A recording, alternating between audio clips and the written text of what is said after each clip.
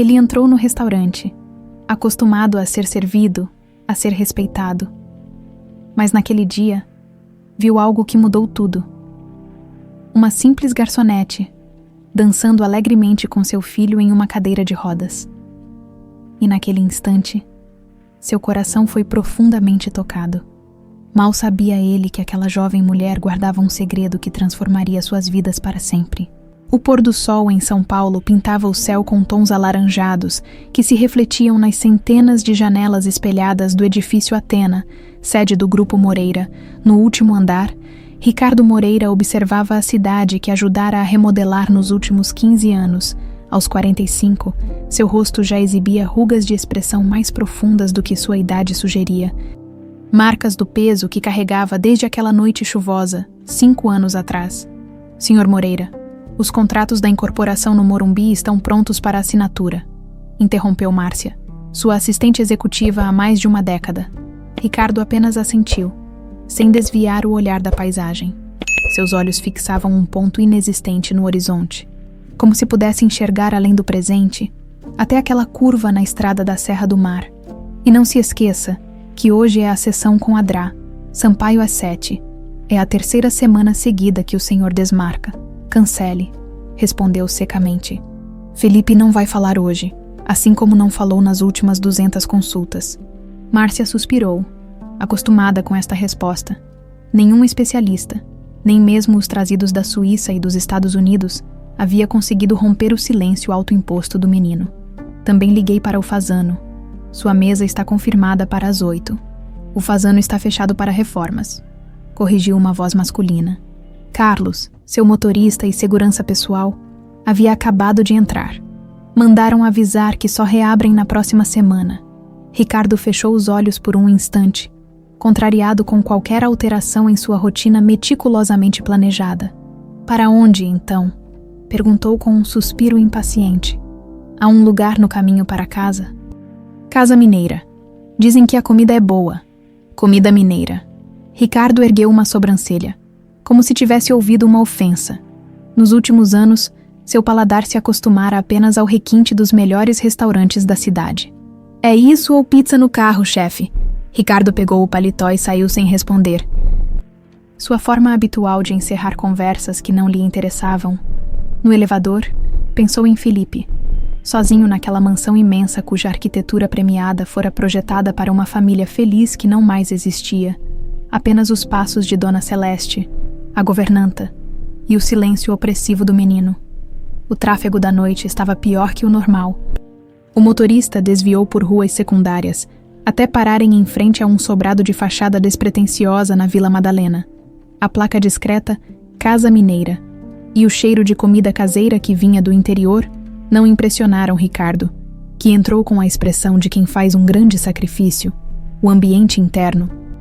No entanto, era surpreendentemente acolhedor. Luzes amareladas, mesas de madeira maciça bem distribuídas, paredes com quadros que retratavam paisagens de Minas Gerais. E, no fundo, um pequeno palco onde um violeiro tocava modas de viola suavemente. Ricardo foi conduzido a uma mesa no canto por uma senhora de meia-idade com sotaque carregado, que prometeu o melhor tutu com torresmo de São Paulo. Foi quando seus olhos capturaram um movimento no outro extremo do salão. Uma mulher de talvez 30 e poucos anos, cabelos castanhos ondulados presos em um coque desalinhado, com um avental do restaurante, ajoelhava-se ao lado de um menino em cadeira de rodas. O garoto, que não devia ter mais de 11 anos, sorria com uma alegria que Ricardo não via no rosto do próprio filho há tanto tempo que mal conseguia lembrar como era. A garçonete, Camila, segundo o crachá que ela usava, colocou fones de ouvido no menino e começou a mover a cadeira de rodas suavemente, como numa dança. As mãos do garoto se agitavam no ar, seguindo o ritmo de uma música que só ele podia ouvir. Seu rosto irradiava uma alegria pura, livre, como se por alguns momentos sua condição física fosse irrelevante. O Vitinho gosta de dançar, explicou a senhora que havia recebido Ricardo, notando seu olhar fixo. A Camila faz isso com ele todos os dias antes de ir para casa. Ela estudou aquele negócio. Musicoterapia, trabalha voluntária no hospital também. Uma bênção essa menina. Ricardo nem percebeu quando a comida chegou. Seus olhos permaneciam fixos na cena, hipnotizado pela transformação no rosto do menino. Era como se uma energia vital, há muito esquecida, reverberasse dentro dele. Naquele momento, teve uma certeza. Queria ver aquela mesma expressão no rosto de Felipe. Quando pagou a conta, deixou um cartão com seu nome e pediu informações sobre a garçonete. A dona do restaurante pareceu surpresa, mas informou que Camila Duarte trabalhava ali há 3 anos. Desde que se mudara para São Paulo, no dia seguinte, Ricardo fez algo que não fazia há anos. Saiu mais cedo do escritório, descendo do carro algumas quadras antes da mansão Moreira. Caminhou até uma banca de jornal onde um senhor de idade, que o reconheceu imediatamente, tentou esconder seu espanto. Uma revista qualquer sobre música, Sr. Moreira.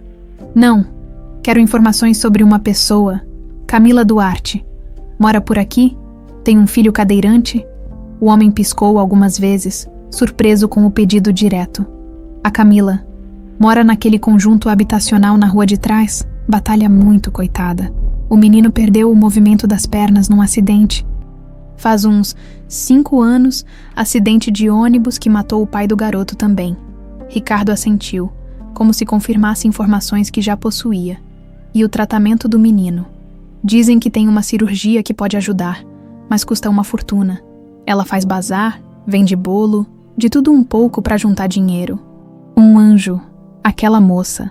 Nos dias seguintes, Ricardo montou um dossiê completo sobre Camila, 32 anos, natural de Belo Horizonte, formada em pedagogia com especialização incompleta em musicoterapia. Abandonou o curso quando engravidou. Vivia com um salário modesto do restaurante e alguns trabalhos voluntários que, ironicamente, a impediam de ganhar mais. O filho, Vitor, tinha sessões de fisioterapia 2 vezes por semana, mas a lista de espera para a cirurgia experimental era de anos no sistema público. As noites de Ricardo, antes ocupadas por planilhas e contratos, agora eram povoadas pela imagem daquela dança improvável. Foi numa dessas noites que o plano começou a tomar forma em sua mente. No desjejum do dia seguinte, Vera, sua irmã mais velha, que administrava tanto os negócios quanto a mansão desde a morte de Isadora, encontrou-o já vestido e incomumente alerta. Ricardo, são apenas 6h30. Algum problema? Eu quero que você arrume os aposentos do anexo leste, os que têm acesso pela rampa dos fundos. Vera franziu o senho, confusa. Para quê? Aquela ala está fechada desde... Vamos ter uma cuidadora especial para Felipe. Ela começa na segunda-feira e vai morar aqui, junto com o filho. Os olhos de Vera se estreitaram enquanto avaliava o irmão. Uma cuidadora, Ricardo. Já temos a melhor equipe que o dinheiro pode pagar. O que uma completa desconhecida pode fazer que os especialistas não conseguiram. Ricardo olhou pela janela, na direção do jardim onde Felipe costumava brincar antes do acidente, antes do silêncio. Às vezes, Vera, as respostas não estão onde o dinheiro procura. Naquela mesma tarde, Ricardo retornou ao Casa Mineira.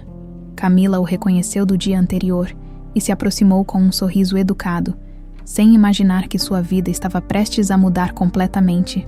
O senhor gostaria de experimentar nossa sobremesa hoje? O doce de leite é feito pela minha mãe em Minas. Na verdade, Ricardo ajustou a gravata, um gesto automático quando se sentia desconfortável. Vim fazer uma proposta de emprego. Camila piscou algumas vezes, segurando a bandeja vazia contra o peito como um escudo instintivo. Proposta de emprego, repetiu, incerta se havia entendido corretamente. Ricardo fez um gesto para a cadeira à sua frente. Sente-se, por favor, só por alguns minutos. Preciso terminar meu turno, senhor. Moreira, Ricardo Moreira, completou ele, notando que o nome não parecia significar nada para ela. Algo raro em São Paulo. Falei com Dona Antônia. Ela me deu licença para conversar com você. Camila lançou um olhar para a cozinha, onde a proprietária acenou discretamente para que atendesse o pedido. Colocou a bandeja sobre o balcão e sentou-se, ajustando nervosamente o avental. Em que posso ajudá-lo, Sr. Moreira? Tenho um filho de 13 anos, Felipe. Ricardo fez uma pausa, como se as palavras seguintes exigissem um esforço imenso. Ele não fala há 5 anos, desde que perdemos minha esposa num acidente de carro. Os olhos de Camila se suavizaram com uma empatia genuína. Sinto muito. Consultamos os melhores especialistas. Nada funcionou. Ricardo olhou brevemente para a janela. Depois voltou a encará-la com intensidade. Até que eu vi você com seu filho. Camila franziu levemente o senho, confusa com a direção da conversa. O Vítor. A forma como você usa música com ele. Ricardo hesitou, procurando as palavras certas. Tem algo especial ali. Algo que eu não vi em nenhum dos terapeutas que contratamos. Um sorriso involuntário surgiu nos lábios de Camila. Não é nada sofisticado. Aprendi algumas técnicas quando fazia especialização em musicoterapia, antes de... Ela fez um gesto vago com as mãos. A vida tomou outro rumo. Quero contratar você como cuidadora especial do Felipe. A declaração direta fez Camila prender a respiração. Sr. Moreira, agradeço a consideração, mas não sou terapeuta formada. Mal consegui concluir metade do curso. Seu filho precisa de profissionais qualificados. Já tentamos isso, cortou Ricardo. Quero algo diferente. Ele retirou um envelope do bolso interno do paletó e colocou sobre a mesa. Estou oferecendo o triplo do que você ganha aqui. Mais moradia para você e seu filho na minha residência e cobertura completa para os tratamentos médicos dele. Camila abriu o envelope com dedos trêmulos. Quando viu o valor, empalideceu. Isso é, ela engoliu em seco. É muito dinheiro. Para mim não é, respondeu Ricardo com uma honestidade brutal. Mas entendo que para você é uma mudança significativa. Por isso quero que considere com calma. Dona Antônia apareceu com uma jarra de água, claramente curiosa sobre a conversa. Tudo bem por aqui? O Sr. Moreira está saindo, respondeu Camila, levantando-se abruptamente. Preciso pensar, senhor. Moreira, é uma decisão que afeta meu filho também. Ricardo assentiu, deixando um cartão sobre a mesa. Me ligue até amanhã, naquela noite, após colocar Vítor para dormir. Camila ficou acordada encarando o teto descascado do pequeno apartamento. O envelope e o cartão de Ricardo repousavam sobre a mesa da cozinha como objetos de outro mundo. O valor oferecido resolveria não apenas as despesas médicas de Vítor, mas abriria a possibilidade da tão sonhada cirurgia. Mas a que custo? Pensou. Lembrando-se do olhar intenso e quase desesperado daquele homem, havia algo mais ali. Algo que não estava sendo dito. Sua intuição maternal soava como um alarme. No entanto, quando olhou para a cadeira de rodas dobrada no canto da sala e para a pilha de contas médicas ao lado, soube que não tinha escolha. Na manhã seguinte, com Vítor na escola, Camila fez a ligação. Aceito sua proposta, Sr. Moreira. Com uma condição. Preciso conhecer seu filho primeiro. Se eu sentir que não posso ajudá-lo, não seguimos adiante. Ricardo concordou imediatamente. 2 horas depois, um motorista a pegou no restaurante e a levou até o Jardim Europa. O carro atravessou portões imponentes e seguiu por uma alameda de árvores centenárias até parar diante de uma mansão modernista que parecia saída de uma revista de arquitetura. Caminhando pelos jardins impecáveis, Camila sentiu-se pequena e inadequada. Uma sensação que se intensificou quando uma mulher de aproximadamente 50 anos, impecavelmente vestida, apareceu na entrada. Você deve ser a garçonete, disse a mulher, sem estender a mão. Sou Vera Moreira, irmã de Ricardo. Seu tom deixava claro que não aprovava a situação. Camila Duarte, respondeu ela, mantendo a compostura. Seu irmão me convidou para conhecer Felipe. Claro que convidou. Vera sorriu friamente. Venha, vou levá-la ao quarto dele. Enquanto subiam uma escadaria de mármore, Vera falava como quem dá instruções a uma funcionária subalterna. Felipe tem rotinas específicas. Não gosta de barulhos altos, luz direta ou que toquem nele sem aviso.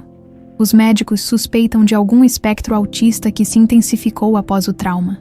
Entendo, respondeu Camila. E o que ele gosta de fazer? A pergunta pareceu surpreender Vera. Desenhar. Principalmente, fica horas com aqueles cadernos. Pararam diante de uma porta de madeira escura. Vera bateu levemente antes de abrir. O quarto era espaçoso, dominado por tons azuis e cinzas.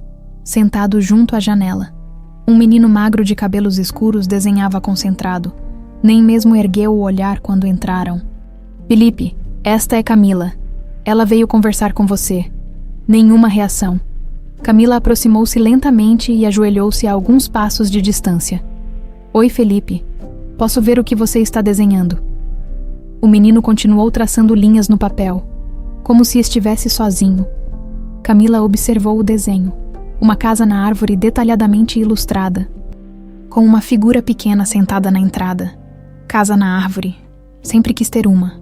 Parece um lugar mágico para se esconder quando o mundo fica barulhento demais. Por um instante fugaz, o lápis de Felipe parou. Depois continuou desenhando, mas havia uma tensão diferente em seus ombros, como se estivesse, pela primeira vez, consciente da presença dela. Vera, pode nos deixar a sós por alguns minutos? A voz de Ricardo soou da porta. Vera hesitou, mas saiu com uma expressão contrariada. Ricardo entrou e observou a cena à distância. Como está indo? Perguntou em voz baixa. Bem, respondeu Camila, sem desviar a atenção de Felipe. Ele desenha maravilhosamente bem. Ficaram em silêncio por alguns minutos, respeitando o espaço do menino. Quando Camila finalmente se levantou, Felipe fez algo inesperado. Arrancou a página do caderno e a estendeu na direção dela, ainda sem olhá-la diretamente. É para mim? Perguntou Camila surpresa. Quando pegou o desenho, viu que a figura na casa da árvore agora tinha um detalhe que não estava lá antes. Fones de ouvido, Ricardo inspirou bruscamente ao seu lado. Isso nunca aconteceu antes. Ele nunca dá seus desenhos para ninguém. Camila sentiu o peso da responsabilidade crescer sobre seus ombros, mas também uma centelha de esperança. Talvez, apenas talvez, pudesse realmente ajudar aquele menino.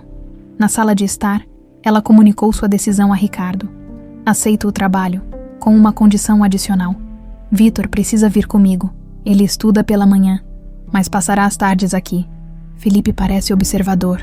Ver outro menino, mesmo um em situação diferente, pode ajudar. Ricardo concordou imediatamente. Quando podem se mudar? Preciso de uma semana para organizar tudo, respondeu Camila, ainda absorvendo a enormidade da mudança em suas vidas. Ao sair da mansão, Camila teve a distinta sensação de estar sendo observada. Olhando para cima, viu Vera na janela do segundo andar, seu rosto uma máscara de desagrado. E, em outra janela, quase escondido pela cortina, estava Felipe, com seus grandes olhos observadores, segurando um novo desenho que ela não conseguia ver. Uma semana depois, com poucas malas e muitas dúvidas, Camila e Vitor chegaram à mansão Moreira, enquanto o motorista descarregava a bagagem modesta. Vera recebeu-os com um sorriso que não alcançava os olhos. Bem-vindos à sua nova realidade temporária, disse ela com ênfase na palavra temporária. Espero que se adaptem, e que a adaptação não dure mais que o necessário. Vitor, sentado em sua cadeira de rodas, encarou a imponente mansão com olhos arregalados. Depois olhou para a mãe com um misto de excitação e apreensão. Vamos ficar bem, filho, sussurrou Camila, apertando levemente o ombro dele, tentando convencer a si mesma tanto quanto a ele, o anexo leste da mansão Moreira.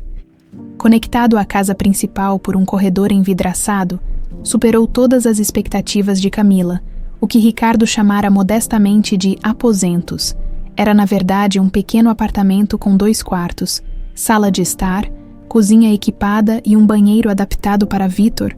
As janelas amplas davam para um jardim lateral bem cuidado, com uma rampa de acesso que permitia a Vitor circular livremente entre o interior e o exterior. Uau, mãe, é tipo um palácio, exclamou o menino, girando a cadeira pelo espaço enquanto explorava cada canto. Camila sorriu, tentando ignorar a sensação de deslocamento. Seus poucos móveis, que haviam sido trazidos do antigo apartamento, pareciam estranhos e deslocados naquele ambiente sofisticado. Lembre-se, filho, estamos aqui a trabalho. Isso não é nosso. O quarto tem uma TV gigante. A voz empolgada de Vitor ecoou pelo corredor, ignorando completamente o comentário da mãe. Uma batida suave na porta interrompeu a exploração. Era Dona Celeste, a governanta, uma senhora de aparência serena que se apresentou com um sorriso genuíno. Dona Camila, vim ver se está tudo em ordem e explicar como funcionam as coisas por aqui. Ao contrário de Vera, Celeste tratou-os com acolhimento, explicando pacientemente a rotina da casa e os horários das refeições.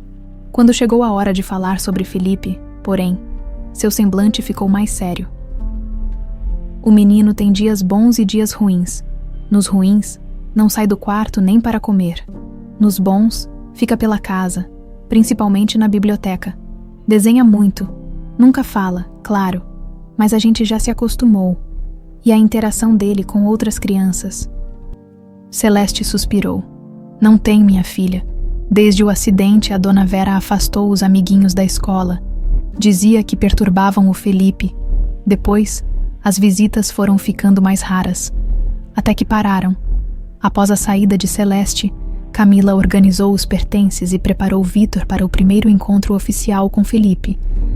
Para a ocasião, trouxera o equipamento de musicoterapia que usava nos hospitais, fones especiais, um tablet com playlists personalizadas e pequenos instrumentos de percussão. Lembra do que conversamos, Vitor? O Felipe não fala, mas isso não significa que não escuta. Eu sei, mãe. Ele é tipo o Lucas do hospital. Que só se comunica com desenhos, né? Mais ou menos isso. Camila sorriu, orgulhosa da sensibilidade do filho. Quando Ricardo chegou do trabalho naquela tarde, encontrou-os na sala de estar principal. Camila havia sido informada que Felipe costumava passar por ali após o lanche da tarde, a caminho da biblioteca. Como foi o primeiro dia? Perguntou Ricardo, parecendo estranhamente nervoso. Estamos nos ajustando, respondeu Camila, notando como ele evitava olhar diretamente para Vitor. Era um comportamento que já havia testemunhado antes. Pessoas desconfortáveis com a cadeira de rodas. Oi, tio Ricardo. Saudou Vitor com sua habitual exuberância. Sua casa é incrível, tem rampa em todo lugar. Ricardo pareceu surpreso com a abordagem direta. Mas antes que pudesse responder, Felipe apareceu na entrada da sala, carregando seu caderno de desenho. Ao ver Vitor, parou bruscamente. Seus olhos se arregalaram e seu corpo inteiro ficou tenso. Oi, Felipe. Vitor acenou animadamente. Sou o Vitor, filho da tia Camila. Sua casa é demais, cara. Felipe deu um passo para trás, claramente desconfortável com a energia e o barulho. Seu olhar vagou rapidamente pelo equipamento de musicoterapia espalhado sobre a mesa de centro, depois para o rosto de Camila, e finalmente para a cadeira de rodas de Vitor. Sem qualquer aviso, virou-se e saiu correndo da sala. Felipe, chamou Ricardo, fazendo menção de segui-lo. Deixe-o. Camila tocou o braço de Ricardo levemente. É normal. Ele precisa processar a mudança. Forçar um encontro agora só vai piorar as coisas. O desapontamento no rosto de Ricardo era visível. E agora? Agora a gente espera, pai. Interveio Vitor, com sua sabedoria de criança. Quando eu cheguei no hospital depois do acidente, também não queria falar com ninguém. A tia Sandra, do quarto ao lado, me deixava biscoitos todos os dias até eu começar a conversar com ela. Ricardo olhou para o menino com uma expressão difícil de decifrar. Uma mistura de surpresa e algo que parecia quase dor. Seu filho é muito especial, comentou para Camila, antes de se desculpar e sair da sala. Nos dias seguintes, Camila estabeleceu uma rotina pela manhã, enquanto Vitor estava na escola com o transporte providenciado por Ricardo. Ela deixava música suave tocando em pontos estratégicos da casa. A biblioteca, o corredor que levava ao quarto de Felipe, o jardim de inverno, não era invasivo, apenas uma presença constante, como um convite permanente. À tarde, com Vitor em casa, realizavam atividades de musicoterapia na sala adjacente à biblioteca, onde sabiam que Felipe poderia ouvir. A certa altura, Camila notou que a porta da biblioteca, antes completamente fechada, ficava agora entreaberta durante estas sessões. Foi durante uma dessas tardes, quando completavam uma semana na mansão, que Vera apareceu inesperadamente. Ricardo pediu para eu verificar como estão se ajustando, disse ela. Com aquele mesmo sorriso frio, seus olhos examinaram criticamente o espaço, como se procurasse falhas. Muito bem, obrigada, respondeu Camila educadamente. Estamos estabelecendo uma rotina promissora. Promissora.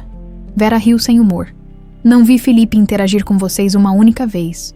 A interação direta não é nosso objetivo inicial, explicou Camila pacientemente. Estamos criando um ambiente seguro onde ele possa observar sem se sentir pressionado. Vera cruzou os braços, cética. Impressionante como você conseguiu convencer meu irmão com esses métodos alternativos. Ricardo normalmente é mais criterioso com quem contrata. A insinuação não passou despercebida. Camila manteve a compostura, mais por Vítor, que observava a interação com olhos atentos, do que por si mesma. A senhora parece muito preocupada com seu sobrinho. É admirável. Algo oscilou no olhar de Vera. Um lampejo de emoção genuína rapidamente suprimida. Conheço Felipe melhor que qualquer um desde que Isadora se foi. Ricardo mal estava presente nos primeiros anos, afogado no trabalho e na culpa. Culpa pelo acidente? Perguntou Camila cuidadosamente. Vera pareceu subitamente desconfortável, como se tivesse falado demais. Ricardo insistiu para viajarem naquela noite. Mesmo com um alerta de tempestade, Isadora queria esperar até o dia seguinte. Mas ela parou abruptamente.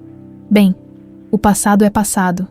Só espero que você saiba o que está fazendo e não cause mais danos ao meu sobrinho. Após a saída de Vera, Vítor olhou para a mãe com expressão séria. Ela não gosta da gente, né? Ela só está protegendo a família dela, filho, respondeu Camila, embora algo nas palavras de Vera a tivesse deixado inquieta. Havia inconsistências na história do acidente que começavam a se acumular. Primeiro Ricardo falando que perderam Isadora, como se fosse algo que aconteceu a ambos igualmente. Depois Vera mencionando a insistência dele em viajar naquela noite. Na manhã seguinte, Camila encontrou Felipe na sala de música, observando os instrumentos que ela havia deixado estrategicamente dispostos. Quando a viu, o menino não fugiu, apenas se afastou alguns passos, mantendo o contato visual breve. Bom dia, Felipe. Tudo bem se eu ficar aqui com você? Sem resposta, obviamente. Mas ele não saiu. Camila sentou-se ao piano e tocou algumas notas simples, observando de soslaio como o menino parecia simultaneamente atraído e repelido pelo som. Você toca? Perguntou ela suavemente, afastando-se do banco em um convite silencioso. Felipe aproximou-se lentamente do piano, mas não se sentou. Seus dedos pairaram sobre as teclas sem tocá-las, como se o simples contato pudesse queimá-lo. Após alguns segundos tensos, virou-se e saiu da sala rapidamente. Da porta, Ricardo observava a cena com uma expressão que mesclava esperança e apreensão. Ele não se aproximava do piano desde o acidente, murmurou. Isadora adorava tocar para ele. Aquela noite, enquanto colocava Vítor para dormir, Camila ouviu um barulho vindo da janela. Ao investigar, descobriu um papel dobrado no parapeito. Um desenho de Felipe. Mostrava o piano da sala de música, com uma figura pequena sentada diante dele. Não Felipe, mas Vítor. Era o primeiro passo de uma ponte sendo construída entre dois mundos silenciosos.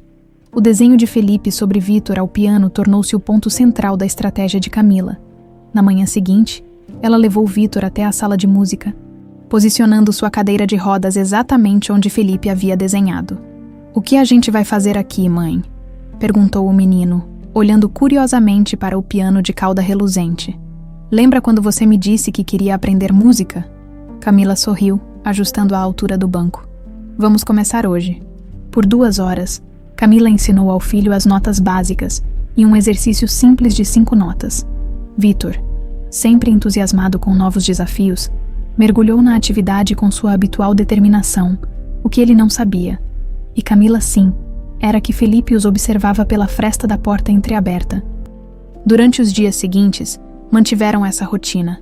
Camila sabia que não bastava simplesmente oferecer música a Felipe. Era necessário mostrar como a música podia ser uma forma de comunicação quando as palavras falhavam. E para isso, Vítor era o exemplo perfeito. No 4º dia, algo inesperado aconteceu. Enquanto Vítor praticava, Camila saiu discretamente da sala com a desculpa de buscar água. Quando retornou, encontrou Felipe dentro da sala, não mais escondido atrás da porta. Ele permanecia a uma distância segura, encostado na parede oposta, mas seus olhos estavam fixos no menino que tocava concentradamente. Felipe! Exclamou Vítor ao notar o outro menino, imediatamente interrompendo seu exercício. Quer tocar também? Felipe deu um passo para trás, claramente desconfortável com o contato direto. Camila interveio suavemente. Vítor, continue praticando. Felipe só quer ouvir, durante meia hora. Mantiveram essa dinâmica silenciosa, Vítor tocando, Felipe observando e Camila servindo como ponte invisível entre os dois mundos. Quando Felipe finalmente saiu da sala tão silenciosamente quanto havia entrado, Camila considerou aquela pequena interação uma vitória significativa. Ele gostou da minha música. Mãe? Perguntou Vitor depois. Tenho certeza que sim. É a primeira vez que ele fica tanto tempo perto de alguém novo. Na manhã seguinte, Camila encontrou outro desenho no parapeito da janela. Desta vez, mostrava Vitor tocando piano, com pequenas notas musicais flutuando ao redor, no canto inferior. Quase imperceptível, estava uma figura que ela reconheceu como sendo Felipe, sentado um pouco mais perto do piano do que estivera na realidade. É assim que ele se comunica, explicou ela a Ricardo naquela noite, mostrando-lhe os desenhos. Através das imagens, ele está nos dizendo o que deseja, o que observa, como se sente. Ricardo examinou os desenhos com uma expressão de assombro e esperança. Posso ficar com este? Perguntou, apontando para o segundo desenho. Claro que não, respondeu Camila, surpreendendo-o. São dele, não nossos. Vamos colocá-los na porta da geladeira, onde ele possa ver que valorizamos sua forma de comunicação. Ricardo pareceu momentaneamente desconcertado. Depois assentiu. Você tem razão. Eu não estou acostumado a pensar assim, como pai.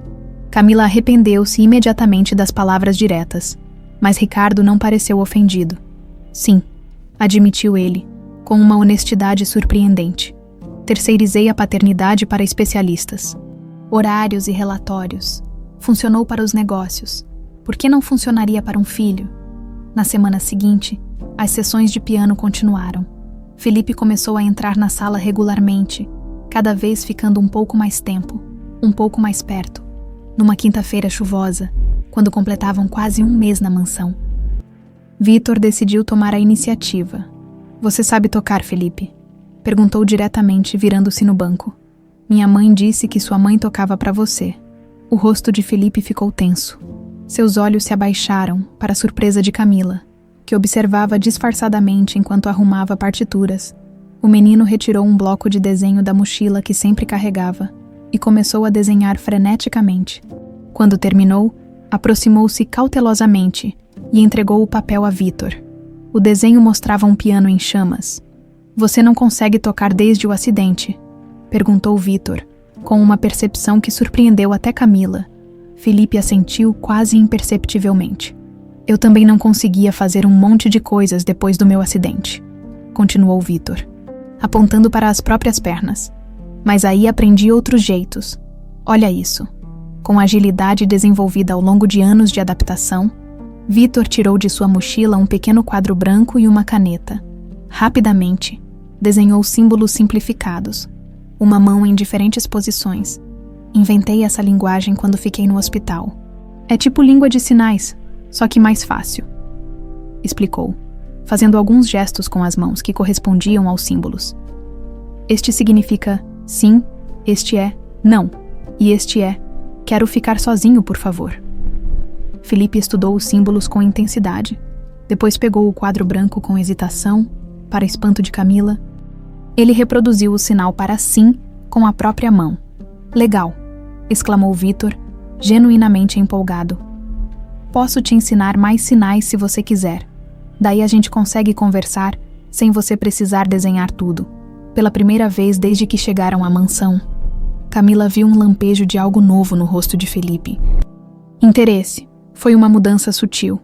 Apenas um leve relaxamento das sobrancelhas sempre tensas, um brilho diferente nos olhos. Mas estava lá. E se a gente fizesse um trato? Propôs Vitor, inclinando-se para a frente confidencialmente. Eu te ensino minha linguagem de sinais. E você tenta tocar piano de novo. Só uma nota por dia. Nada muito difícil. Felipe ficou completamente imóvel por vários segundos.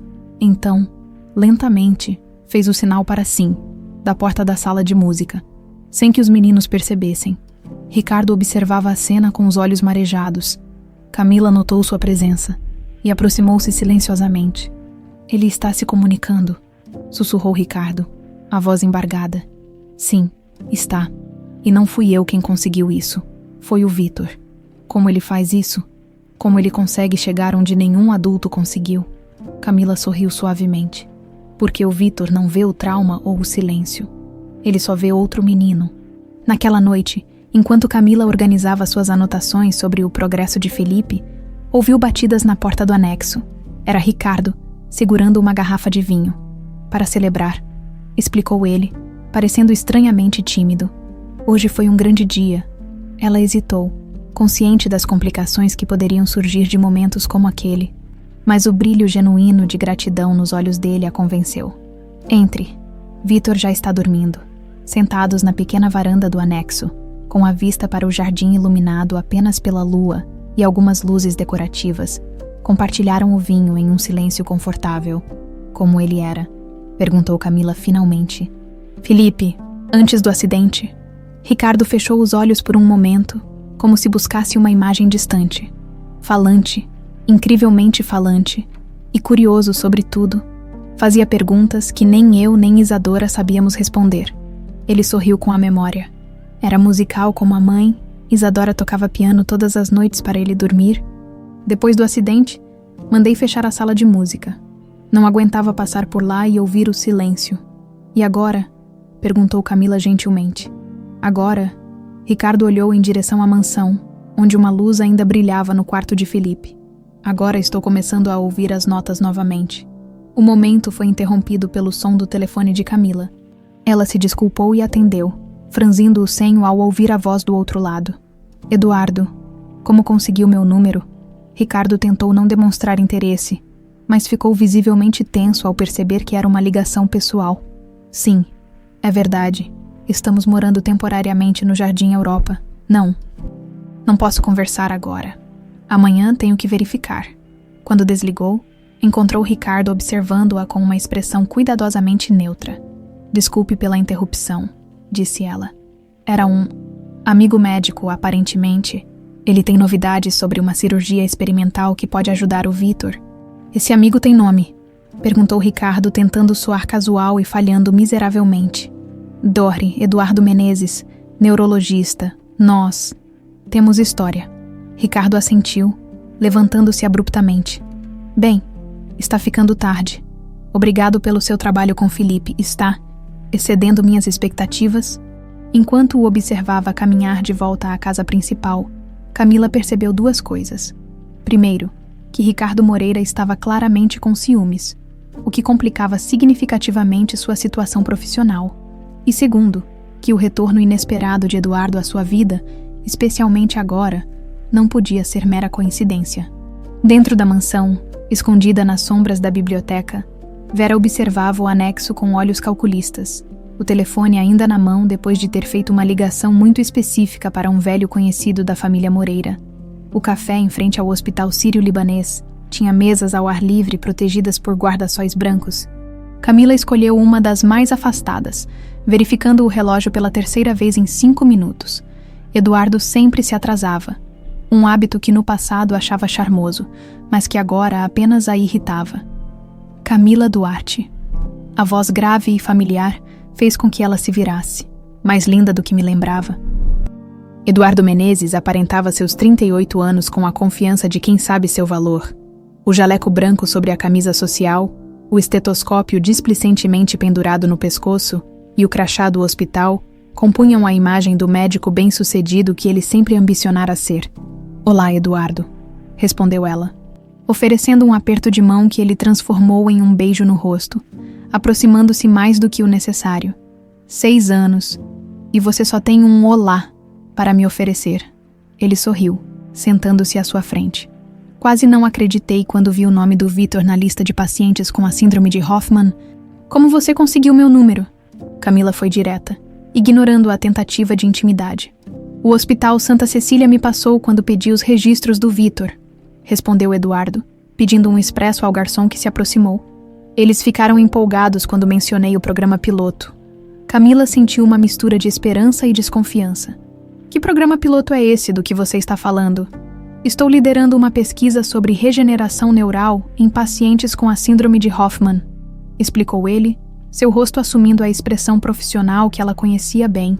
Conseguimos um financiamento substancial para testar um procedimento inovador. Os resultados preliminares são promissores. Em 70% dos casos, houve recuperação parcial da mobilidade. O coração de Camila acelerou. Mobilidade. A palavra que assombrava seus sonhos desde o acidente. E você acha que o Vitor é um candidato perfeito, completou Eduardo. Idade ideal, tempo de lesão dentro da janela terapêutica. E o melhor, por ser filho de uma amiga especial, posso garantir que ele entre gratuitamente no programa. Algo no tom de Eduardo ao dizer amiga especial deixou Camila alerta. Qual é o verdadeiro motivo do seu interesse, Eduardo? Nós não nos vemos há anos. Ele se recostou na cadeira, estudando-a por um momento antes de responder. As pessoas mudam, Cami. Eu mudei. Arrependo-me de como as coisas terminaram entre nós. Terminaram porque você sumiu quando descobriu que eu estava grávida de outro homem, lembrou ela, a voz controlada, mas firme. Eu era jovem e idiota. Queria construir minha carreira antes de uma família. Mas agora, ele estendeu a mão sobre a mesa, tocando levemente a dela. Ver você novamente fez perceber o quanto senti sua falta. Camila retirou a mão discretamente. Não misture as coisas. Estamos falando do tratamento do Vitor. Claro. Eduardo sorriu recuando. Mas pense, Camila. Nós três poderíamos ser uma família. Você, eu e um Vitor que poderia voltar a andar. Não é o que sempre quis. Vitor já tem uma família perfeita, eu.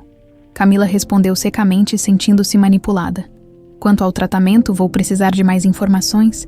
Eduardo passou a explicar os detalhes técnicos do procedimento. Enquanto Camila tentava processar o que estava acontecendo, a proposta médica parecia genuína e promissora, mas as intenções de Eduardo claramente iam além do profissional. Ao se despedirem, ele segurou sua mão por mais tempo que o necessário. Pense com carinho, Cami. Temos vaga para o próximo mês. Mas preciso de sua resposta logo. E adoraria conhecer onde você está morando agora. Ouvi dizer que é uma mansão no Jardim Europa. Seu tom era levemente provocativo. Como você sabe disso? Perguntou ela, surpresa. São Paulo é menor do que parece para certas pessoas, respondeu ele enigmaticamente. Te ligo amanhã. Enquanto voltava para a mansão Moreira, Camila sentia-se dividida. A possibilidade de Vitor recuperar os movimentos era seu sonho mais profundo, mas a forma como Eduardo ressurgira em sua vida, com informações que não deveria ter, deixava-a profundamente desconfiada. Na mansão, encontrou Vitor e Felipe na sala de música. Para sua surpresa, estavam sentados lado a lado no banco do piano. Felipe não tocava, mas observava atentamente enquanto Vitor praticava uma melodia simples que ela havia ensinado. Mãe, exclamou Vitor ao vê-la. O Felipe me mostrou um jeito mais fácil de fazer a passagem do dó para o sol. Felipe rapidamente se afastou um pouco ao ver Camila, ainda desconfortável com adultos, mas não saiu da sala. Isso é maravilhoso, sorriu ela, aproximando-se cuidadosamente para não interromper o raro momento de conexão. Felipe, obrigada por ajudar o Vitor. O menino fez um breve movimento com a cabeça que poderia ser interpretado como um aceno. Um enorme progresso considerando seu estado inicial. Tenho uma novidade para você, Vitor, continuou Camila, sentando-se numa cadeira próxima. Lembra do Dueri, Eduardo, do hospital onde você fez os primeiros tratamentos? Aquele que sumiu, perguntou Vitor inocentemente. Camila pigarreou, constrangida. Sim, esse mesmo. Ele está trabalhando num novo tratamento que pode ajudar você a recuperar alguns movimentos nas pernas. Os olhos de Vitor se arregalaram. Tipo, andar de novo. Talvez, filho, é uma possibilidade. Camila tentou moderar as expectativas, mesmo com o coração apertado de esperança. Mas ainda precisamos conversar mais sobre isso, entender melhor como funciona, Felipe, que estivera observando a interação em silêncio. Pegou seu bloco e desenhou rapidamente.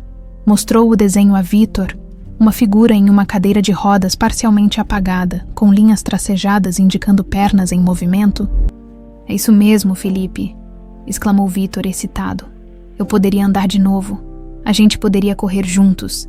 O rosto de Felipe mostrou uma emoção complexa, uma mistura de felicidade pelo amigo e uma sombra de algo mais profundo. Ele fez um dos sinais que havia ensinado a Vitor. Ele disse, esperança. Traduziu Vitor. O momento foi interrompido pela chegada inesperada de Ricardo, que raramente voltava para casa tão cedo. Interrompo algo? Perguntou ele, observando a cena incomum. Os dois meninos lado a lado ao piano. Camila próxima, uma atmosfera de intimidade que não existia há semanas atrás. Pai. Vitor virou-se animadamente. Uma palavra que ainda soava estranha aplicada a Ricardo, mas que o menino usava com naturalidade desde que Camila explicara seu papel como empregador. A mãe disse que tem um médico que pode fazer eu andar de novo. Ricardo olhou rapidamente para Camila, uma expressão indecifrável cruzando seu rosto. É mesmo? Que notícia maravilhosa! É um procedimento experimental, explicou Camila, levantando-se. Ainda estamos nos informando.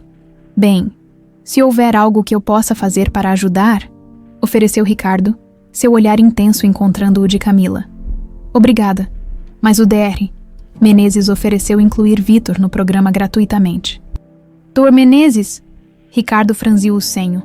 O mesmo da ligação de ontem. Sim, respondeu Camila, ciente da tensão súbita no ar. Foi para isso que nos encontramos hoje. Um silêncio desconfortável preencheu a sala até que Felipe, surpreendentemente, tocou uma única nota no piano. O som, embora singelo, pareceu romper alguma barreira invisível. Todos olharam para ele espantados. Ele cumpriu o trato, exclamou Vitor orgulhosamente. Uma nota por dia, foi o que combinamos. Ricardo deu um passo à frente, visivelmente emocionado, mas conteve-se para não assustar o filho. Isso é, incrível. Felipe, disse suavemente depois, virando-se para Camila. Podemos conversar em particular, no escritório de Ricardo, cujas paredes eram cobertas por plantas arquitetônicas e maquetes de empreendimentos. Camila sentiu-se pequena e deslocada. Ele fechou a porta e foi direto ao ponto.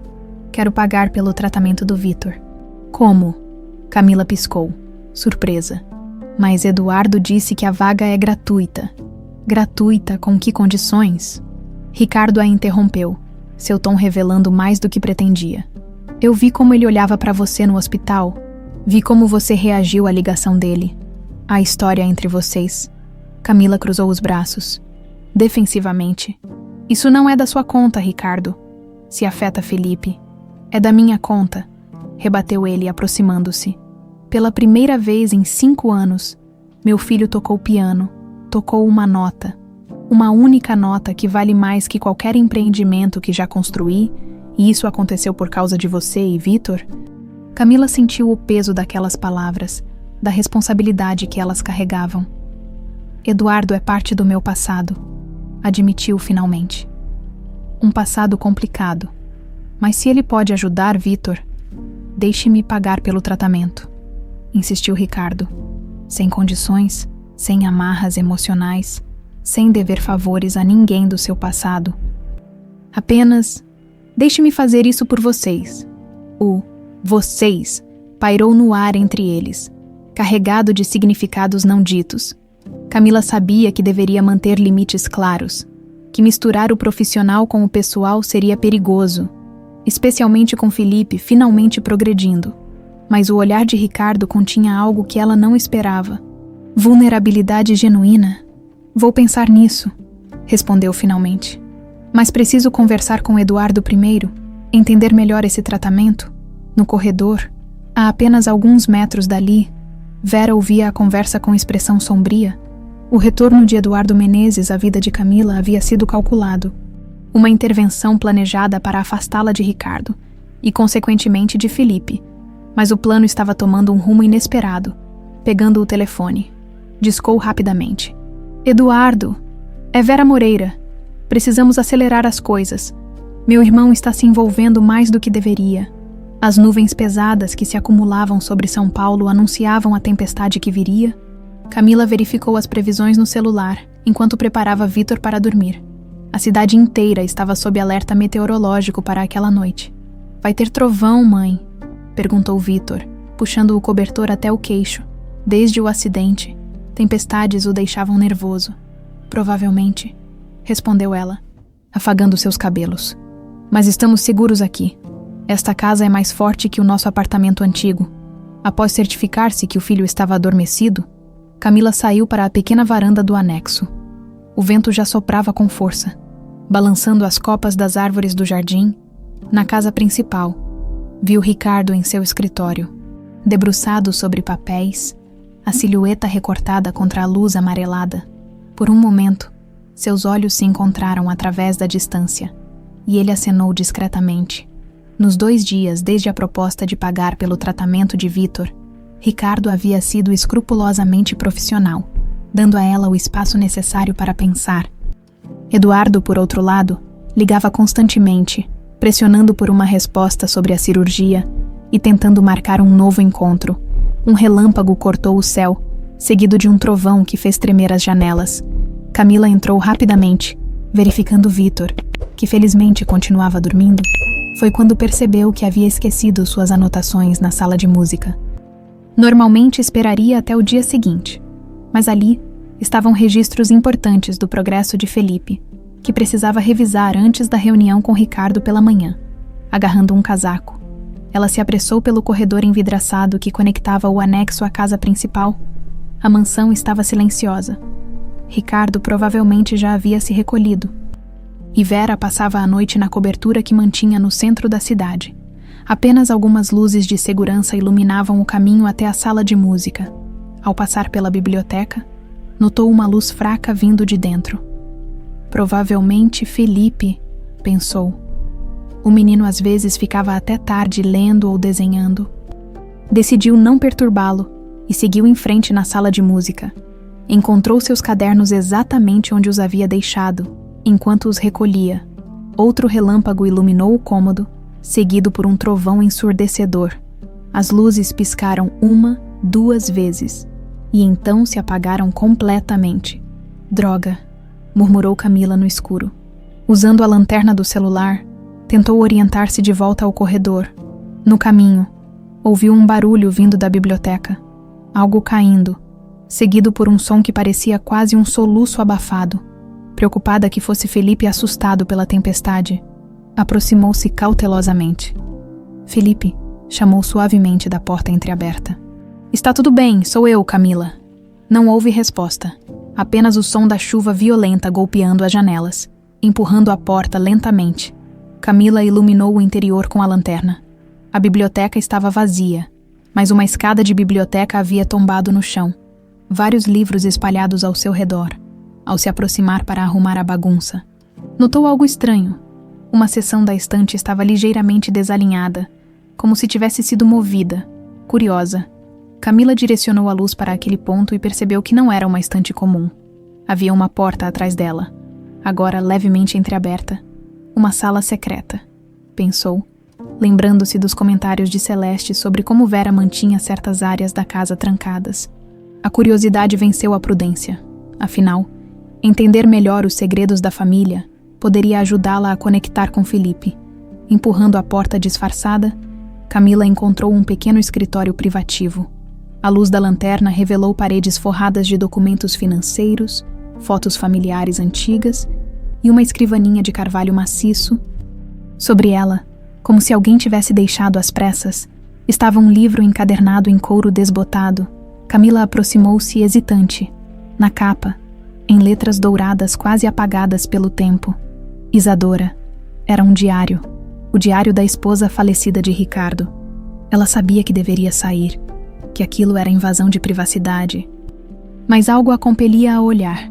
Talvez ali houvesse respostas que ajudassem Felipe, que explicassem seu trauma. Com dedos trêmulos, abriu o diário. As primeiras páginas continham entradas cotidianas. Alegrias com Felipe pequeno, frustrações com a ausência de Ricardo absorvido pelo trabalho, planos para viagens. Mas ao avançar para as entradas finais, o tom mudava drasticamente. 23 de abril. Encontrei novos documentos no escritório, enquanto procurava a certidão de nascimento de Felipe. Transferências astronômicas para contas nas Ilhas Cayman.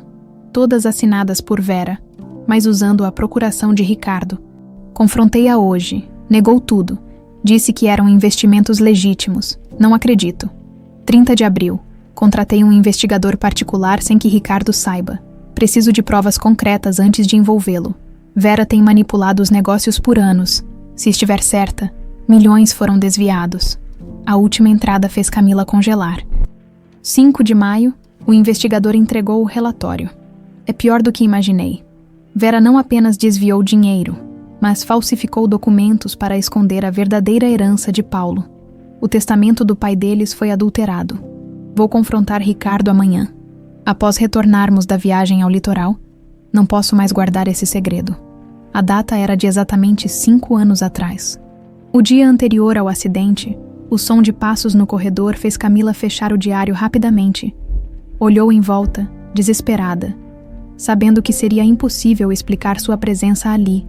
Em um impulso, enfiou o diário na bolsa que carregava e deslizou para trás de uma estante maior no canto da sala.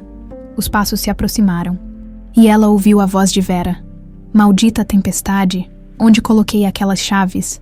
Através de uma fresta entre os livros, Camila viu Vera revirando gavetas da escrivaninha freneticamente.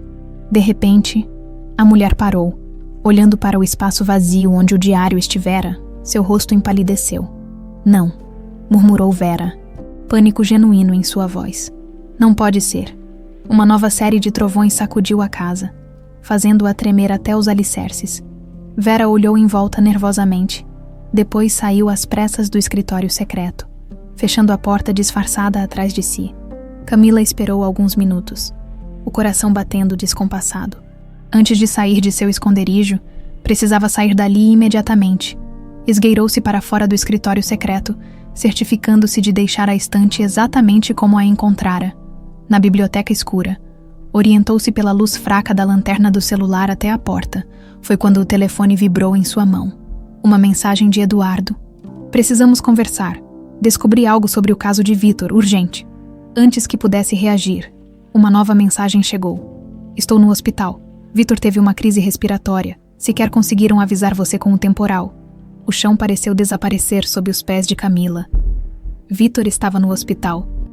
Como ele estava dormindo apenas há alguns minutos, discou freneticamente o número de Eduardo enquanto corria pelo corredor. Eduardo, o que aconteceu? Perguntou assim que ele atendeu. Acalme-se, Camila. A governanta o encontrou com dificuldade para respirar e chamou a ambulância. É uma sequela comum do acidente. Você sabe, ele está estável agora. Qual hospital? Estou indo para aí. Sírio-Libanês. Já falei com a equipe. Está tudo sob controle, mas tem algo que descobri nos exames dele. Algo que precisamos discutir pessoalmente.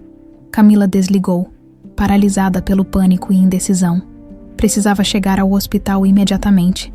Mas a bolsa em seu ombro carregava um segredo potencialmente explosivo.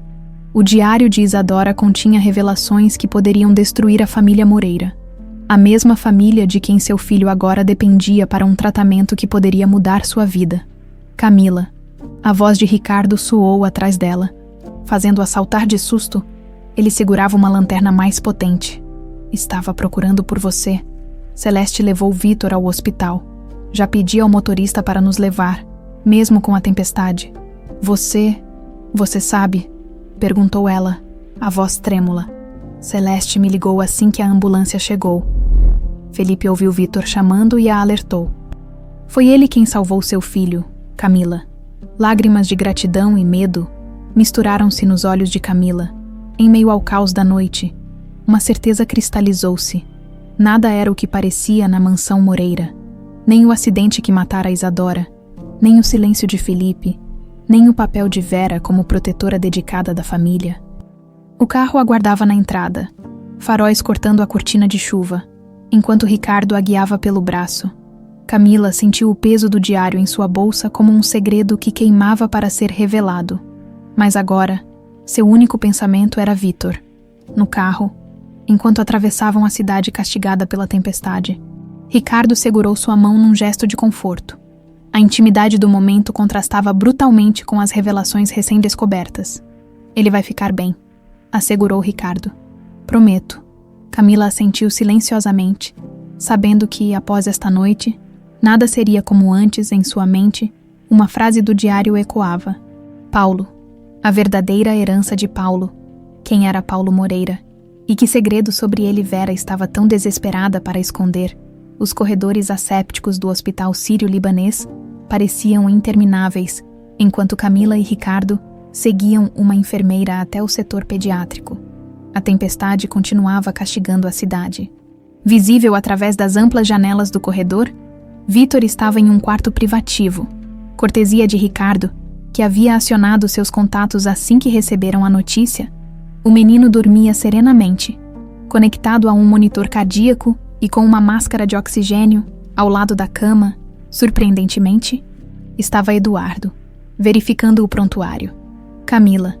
Ele se aproximou, abraçando-a brevemente. Ele está bem agora. Foi uma crise de broncoespasmo, sequela do trauma torácico do acidente. Por que não me avisaram primeiro? Perguntou ela, sentando-se ao lado do filho e segurando sua mão pequena. A governanta tentou, mas a tempestade derrubou as linhas. Felizmente, quando a ambulância chegou, eu estava de plantão, explicou Eduardo, lançando um olhar avaliativo para Ricardo, que permanecia alguns passos atrás. Você deve ser o Sr. Moreira, e você deve ser o Dr. Menezes, respondeu Ricardo secamente, estendendo a mão num cumprimento formal. A tensão entre os dois homens era quase palpável. Obrigada por cuidar dele, disse Camila, dirigindo-se a Eduardo, mas sua atenção logo voltou para o filho. Quanto tempo ele precisa ficar aqui? Pelo menos até amanhã, para monitoramento. Aproveitei para adiantar alguns exames para o programa cirúrgico. Ricardo deu um passo à frente. Sobre isso, Dr. Menezes, gostaria de discutir os detalhes financeiros do tratamento de Vítor. Pretendo cobrir todas as despesas. Eduardo ergueu as sobrancelhas. Isso não será necessário. Como expliquei a Camila, Vítor tem vaga garantida no programa experimental. Sem custos. Ainda assim, insisto, rebateu Ricardo. A discussão foi interrompida quando Vítor se mexeu, abrindo os olhos lentamente. Mãe, chamou com voz fraca, removendo a máscara de oxigênio. Estou aqui, meu amor. Camila acariciou seu rosto. Como se sente? Meu peito estava apertado, não conseguia respirar, explicou ele, olhando em volta confuso. O Felipe me ouviu. Ele veio no meu quarto. Esta informação surpreendeu tanto Camila quanto Ricardo. Felipe foi ao seu quarto? Perguntou Ricardo, aproximando-se da cama. Vítor assentiu. Ele fez o sinal de ajuda e saiu correndo. Daí a Dona Celeste apareceu. Um momento de silêncio se seguiu. Todos absorvendo o significado daquele ato, Felipe não apenas havia rompido seu isolamento para ajudar Vítor, mas usara a linguagem de sinais que eles vinham desenvolvendo. Preciso verificar alguns resultados, disse Eduardo, quebrando o momento. Camila, podemos conversar em particular quando terminar. Após a saída do médico, Ricardo puxou uma cadeira para o outro lado da cama de Vítor. Você é um garoto muito corajoso, disse ele ao menino. Agora descanse, amanhã. Vamos levar você de volta para casa. Felipe vai ficar preocupado, murmurou Vítor, já sonolento. Ele é meu amigo agora, quando o menino adormeceu novamente. Ricardo e Camila saíram para o corredor. Vou buscar um café para nós, ofereceu Ricardo. Você deveria descansar um pouco, parece exausta. Obrigada. Sozinha por um momento. Camila lembrou-se do diário em sua bolsa, com mãos trêmulas. Retirou-o e folheou novamente as últimas páginas, procurando mais informações sobre Paulo Moreira. Encontrou apenas menções esparsas. Paulo sempre foi o mais sensível dos irmãos. Ricardo não fala sobre Paulo desde a expedição no Jalapão. Vera age como se o irmão mais novo nunca tivesse existido. Paulo era o irmão mais novo de Ricardo e Vera. Um irmão que, aparentemente, havia falecido durante uma expedição no Jalapão. Um irmão cuja verdadeira herança Isadora descobrira antes de morrer, guardou o diário rapidamente ao ver Eduardo retornando pelo corredor, uma pasta de exames na mão e uma expressão intrigante no rosto. Precisamos conversar, disse ele, conduzindo-a até uma pequena sala de reuniões vazia. Fechou a porta antes de continuar. Encontrei algo nos exames genéticos de Vítor. Algo ruim? Perguntou Camila alarmada. Não é nada preocupante para a saúde dele. Na verdade, é algo curioso. Eduardo abriu a pasta de exames. Vítor tem uma variação genética rara no cromossomo 17 que afeta a estrutura neural da medula espinhal. É uma das razões pelas quais ele é um candidato tão bom para o procedimento. E isso é incomum. Extremamente nos últimos 2 anos, vi essa mesma variação apenas uma vez. Ele fez uma pausa dramática. Em um paciente chamado Paulo Moreira, o mundo pareceu parar ao redor de Camila. Uma coincidência poderia ser ignorada. mas somada às pistas do diário. O que você está dizendo? Perguntou com voz fraca. Estou dizendo que existe uma forte possibilidade de Paulo Moreira ser o pai biológico de Vítor. A similaridade genética é notável. Eduardo estudou seu rosto atentamente. Você nunca mencionou o sobrenome do pai de Vítor? Camila sentiu o chão fugir sob seus pés. Fragmentos de memórias assaltaram sua mente. Um verão em Porto de Galinhas há 12 anos. Um romance intenso de 3 semanas com um homem que se apresentara apenas como Paulo. Algumas fotos desbotadas guardadas numa caixa. Um endereço que nunca existiu. Promessas de reencontro nunca cumpridas. Não pode ser, murmurou, mais para si mesma que para Eduardo. Ele nunca disse seu sobrenome, era apenas Paulo. Você tem fotos dele. Algumas poucas, guardadas no apartamento antigo. Nunca mais o vi depois daquele verão. A porta da sala abriu-se. Revelando Ricardo com 2 copos de café, seu olhar percorreu os rostos tensos de Eduardo e Camila, detendo-se nos exames sobre a mesa. Interrompo algo importante, perguntou. Eduardo olhou para Camila, como se pedisse permissão para continuar. Ela assentiu levemente, sabendo que não havia como fugir daquela conversa. Sr. Moreira, o senhor teve um irmão chamado Paulo, correto? Perguntou Eduardo diretamente. Ricardo empalideceu visivelmente, colocando os copos na mesa com mãos levemente trêmulas. Como sabe sobre Paulo? Encontramos similaridades genéticas entre Vítor e um paciente que tratei há alguns meses. Paulo Moreira. Ricardo sentou-se pesadamente, como se suas pernas não pudessem mais sustentá-lo. Impossível. Paulo morreu no Jalapão há 7 anos. Não, senhor. Paulo Moreira faleceu há apenas 8 meses, em decorrência de complicações de uma lesão medular. Ele foi meu paciente. Um silêncio pesado preencheu a sala, quebrado apenas pelo som distante da tempestade. Ele simulou a própria morte. Ricardo parecia completamente perdido. Por quê? Não tenho essa resposta, disse Eduardo. Mas os exames genéticos sugerem fortemente que ele pode ser o pai biológico de Vítor. Ricardo virou-se lentamente para Camila, uma nova compreensão surgindo em seus olhos. O pai de Vítor se chamava Paulo, perguntou ele. Camila assentiu, incapaz de encontrar palavras. Conheci-o durante minhas férias em Porto de Galinhas, 12 anos atrás, um romance de verão.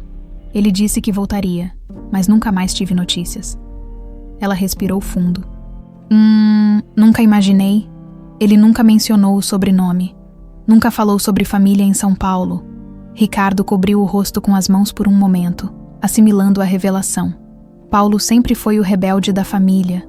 Saía por meses, às vezes anos, sem dar notícias.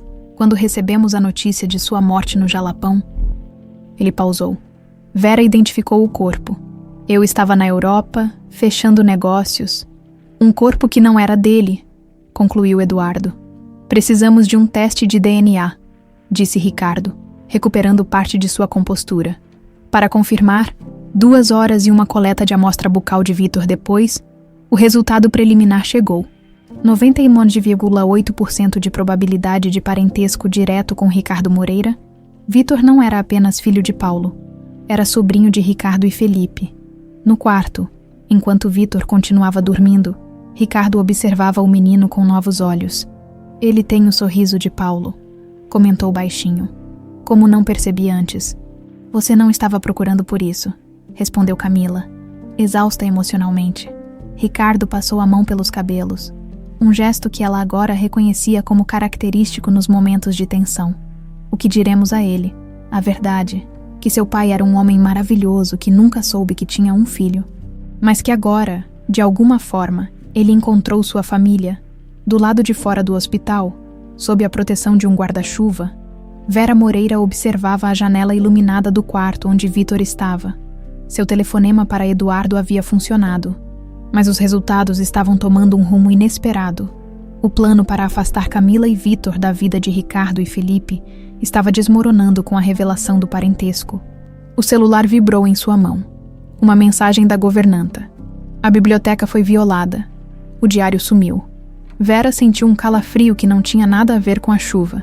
Se Camila havia encontrado o diário de Isadora, então ela não sabia apenas sobre Paulo.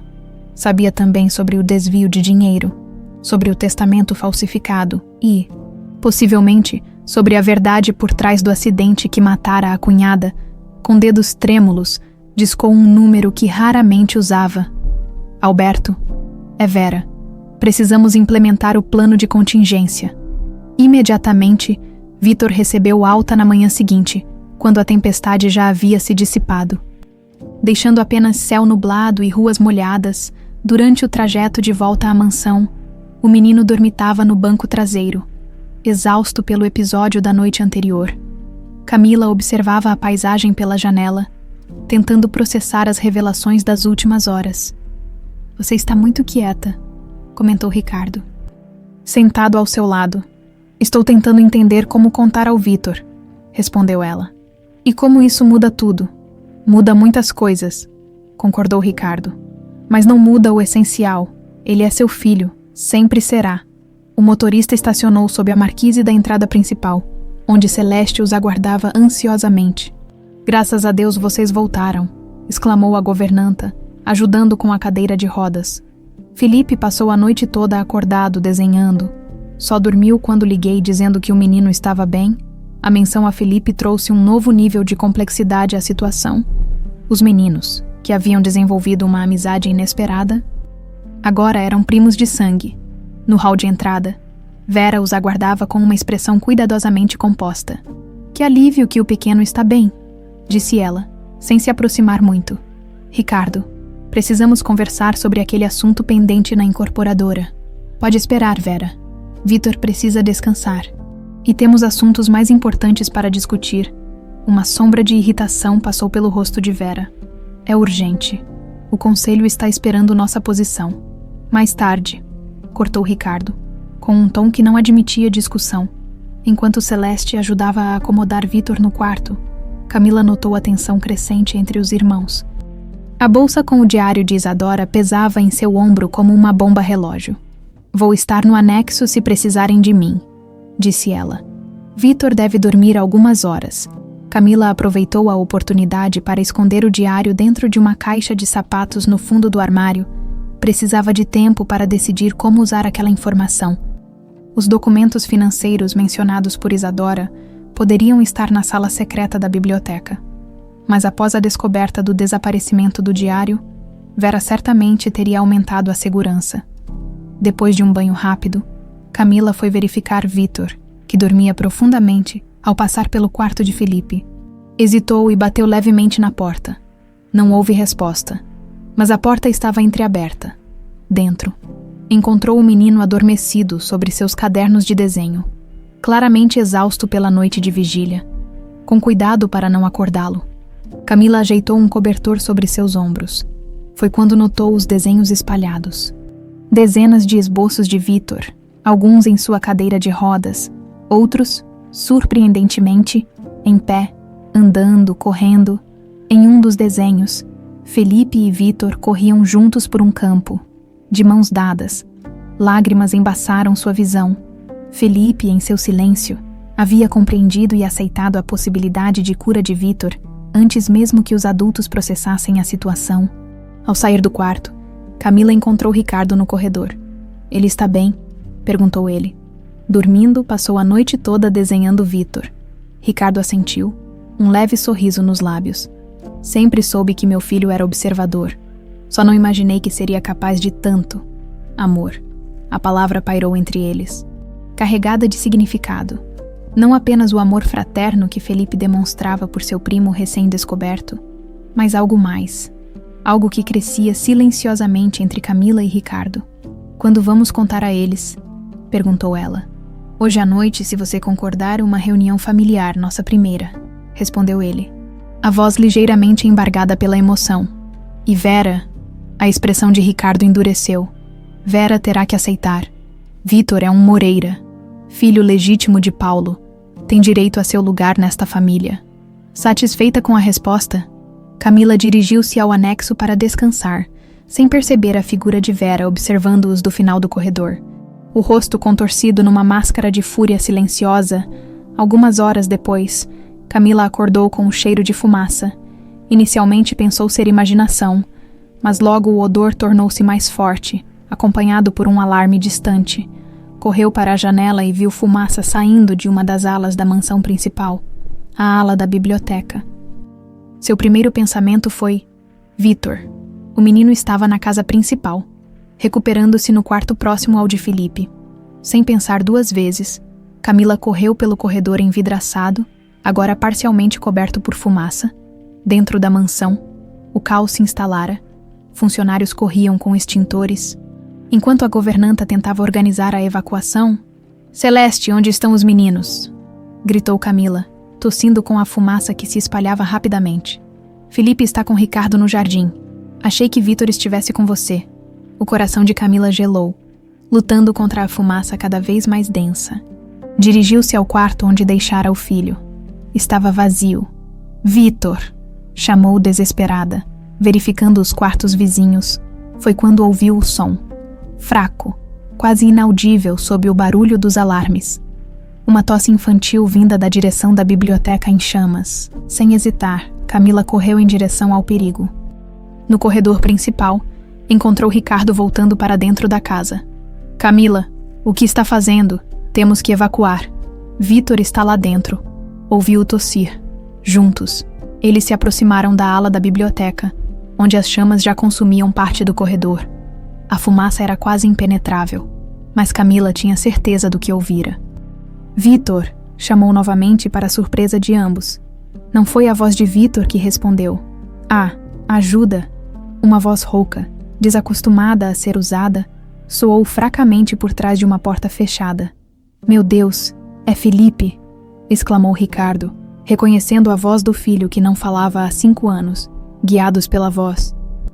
Chegaram a uma pequena sala de estudos próxima à biblioteca. A porta estava bloqueada por uma estante caída.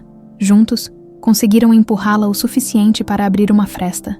Dentro, encontraram Felipe ajoelhado ao lado da cadeira de rodas de Vitor, que estava inconsciente.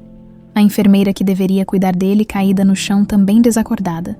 "E fogo", disse Felipe, sua voz rouca pelo desuso. Vitor não acorda." Ricardo rapidamente pegou o filho no colo, enquanto Camila verificava os sinais vitais da enfermeira, e depois erguia Vitor em seus braços. O menino estava vivo, mas a fumaça já afetava sua respiração comprometida. "Temos que sair agora", gritou Ricardo, notando que as chamas se aproximavam rapidamente. O caminho pelo qual haviam vindo já estava bloqueado. A única saída disponível era através de um corredor lateral que levava a uma escada de serviço. Correram naquela direção, Ricardo liderando o caminho com Felipe. Ao chegarem à escada, encontraram um obstáculo inesperado, Vera, carregando uma pasta de documentos e uma pequena maleta. "Vera, o que está fazendo?" questionou Ricardo. O rosto da irmã estava contorcido numa expressão de pânico e determinação. "Salvando o que resta", respondeu ela secamente. "Deixe-me passar. A mansão está pegando fogo e você se preocupa com papéis. Ajude-nos com as crianças." Vera hesitou, olhando para Vitor inconsciente nos braços de Camila, e para Felipe, que observava a tia com algo que parecia reconhecimento nos olhos. Por um momento, Camila pensou que Vera fosse ajudar, mas em vez disso, a mulher empurrou-os rudemente e continuou descendo as escadas. Conseguiram chegar ao jardim onde paramédicos já atendiam funcionários afetados pela fumaça. Vitor foi imediatamente colocado em uma máscara de oxigênio, assim como Felipe. Bombeiros entravam na mansão para combater o incêndio que já havia consumido grande parte da ala leste. "Foi ela", disse Felipe de repente.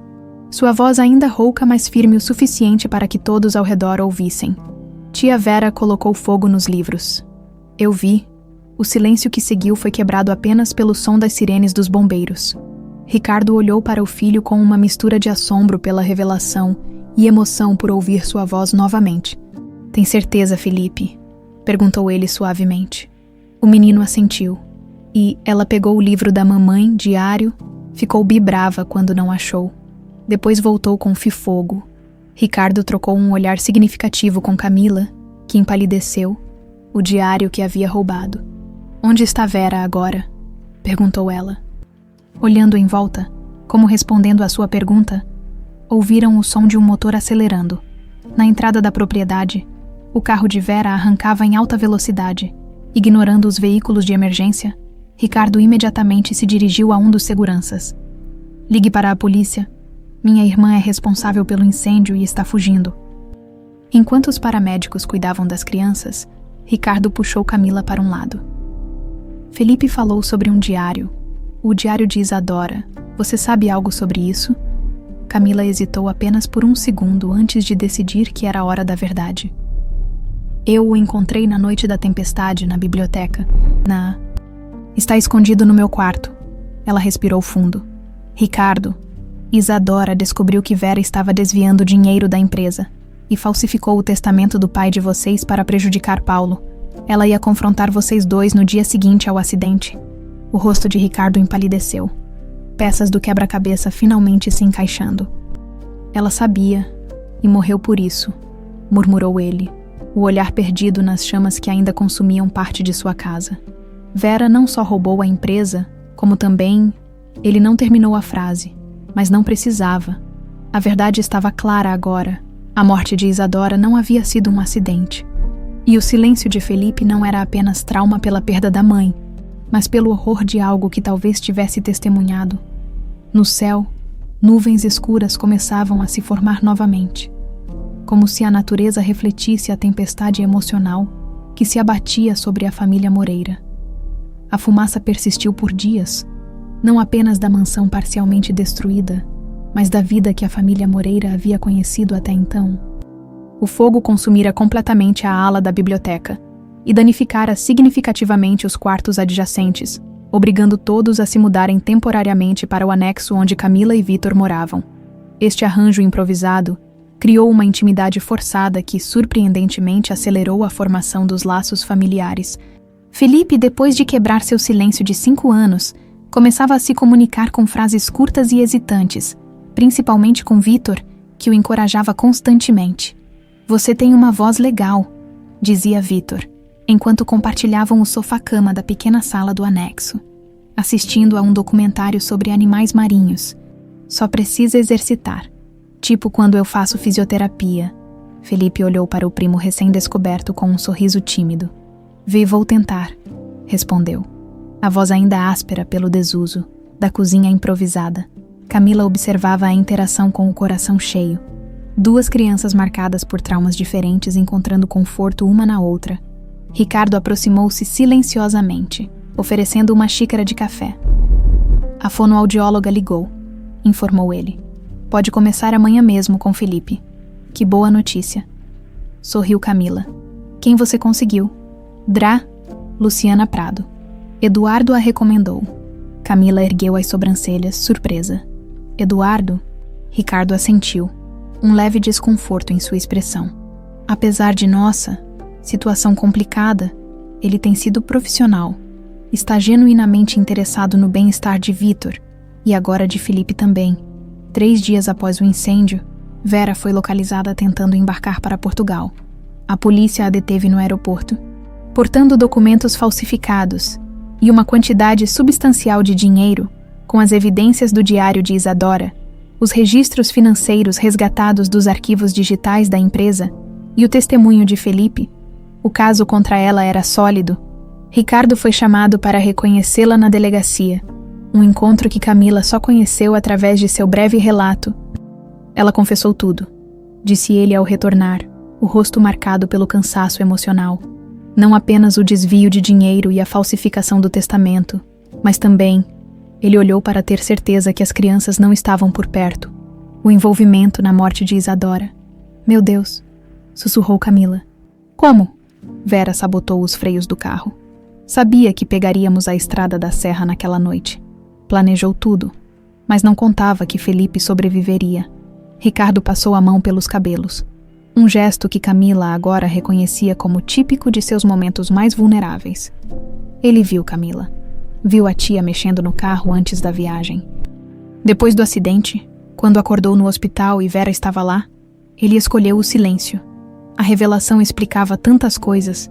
O mutismo seletivo, o terror nos olhos de Felipe sempre que Vera se aproximava, seu isolamento autoimposto como forma de proteção, o que acontece agora, processo criminal. Ela vai responder por fraude, apropriação indébita, falsificação de documentos e homicídio qualificado. A voz de Ricardo falhou na última parte. Enquanto isso, preciso reorganizar a empresa, recuperar o que foi desviado e, mais importante, reconstruir nossa família. A palavra família já não excluía Camila e Vítor. Nos dias que se seguiram, Ricardo contratou uma equipe de arquitetos para redesenhar a mansão danificada, enfatizando espaços mais acolhedores e menos ostensivos. A sala de música seria ampliada e uma rampa substituiria a escadaria principal, tornando toda a casa acessível para Vítor. Ao mesmo tempo, a equipe jurídica trabalhava na atualização do testamento, reconhecendo oficialmente Vítor como herdeiro legítimo do patrimônio dos Moreira. Não quero que pareça que estou comprando vocês, disse Ricardo a Camila quando apresentou os documentos. Mas é direito dele. Paulo gostaria que seu filho recebesse o que lhe é devido. Entendo, respondeu Camila, ainda desconfortável com a magnitude das mudanças em suas vidas. A data da cirurgia experimental de Vítor foi marcada para o mês seguinte. Eduardo, mantendo sua palavra, garantiu que o menino fosse o primeiro da lista. Durante a consulta pré-operatória, ele surpreendeu a todos ao anunciar: decidi que os honorários médicos serão revertidos para a criação de uma fundação dedicada a crianças com lesões medulares semelhantes. Ricardo, que insistira em acompanhar Camila e Vítor, questionou: que nome terá essa fundação? Eduardo olhou diretamente para Camila antes de responder: Fundação Isadora Moreira. Se estiver tudo bem para vocês, o gesto inesperado trouxe lágrimas aos olhos de Camila. Era um símbolo de que Eduardo finalmente havia aceitado e respeitado sua escolha. Não por ele, mas pela nova família que se formava ao redor dela, e Vítor, em casa, enquanto os meninos praticavam piano juntos. Felipe reaprendendo o instrumento que abandonara. Vítor explorando seu talento natural. Camila encontrou Ricardo no escritório temporário, rodeado por documentos. Você parece exausto, comentou ela, oferecendo uma xícara de chá. Estou reorganizando tudo. Descobri que Vera não apenas desviou dinheiro, mas também escondeu projetos inteiros desenvolvidos por Paulo. Ele mostrou plantas arquitetônicas com o nome do irmão. Ele era brilhante, Camila.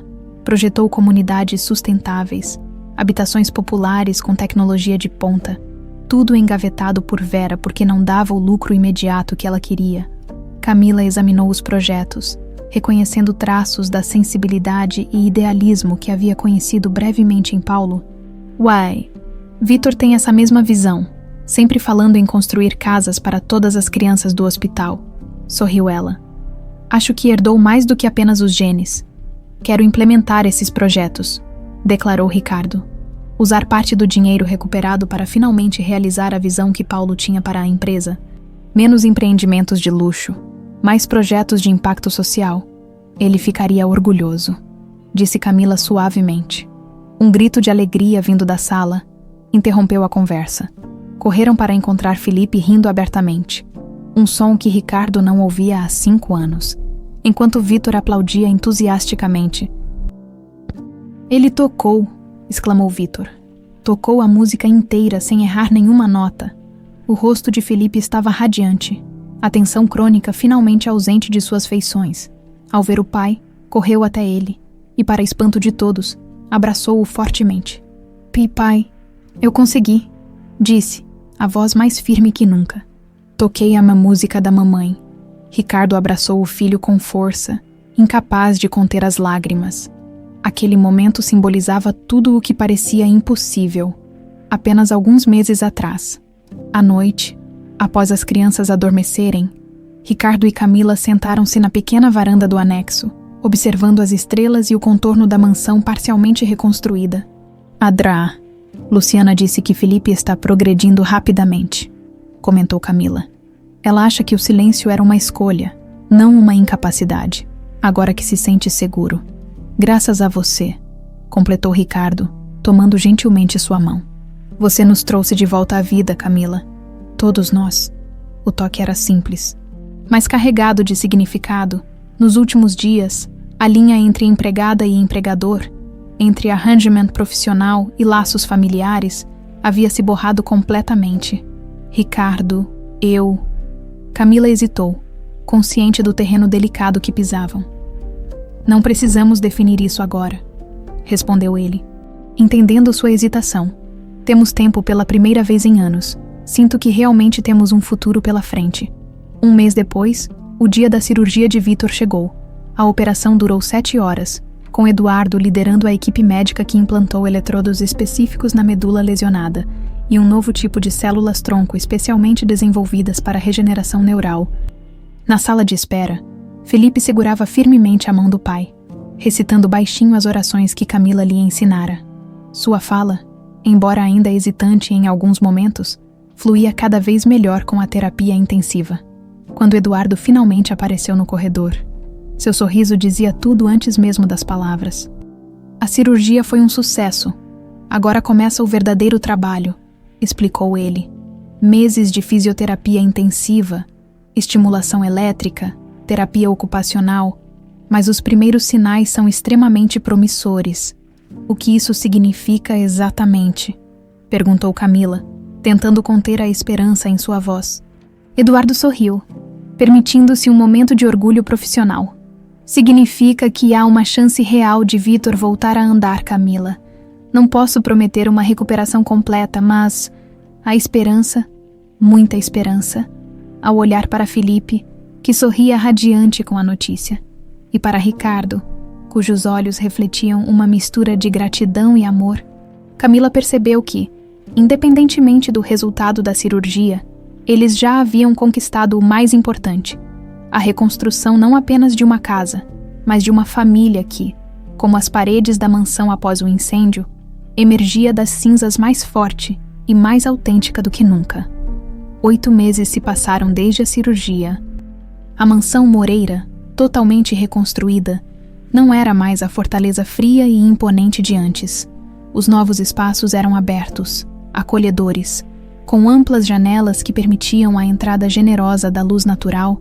A sala de música, agora o coração da casa, havia sido expandida e equipada com instrumentos diversos e um sistema de sonorização de última geração.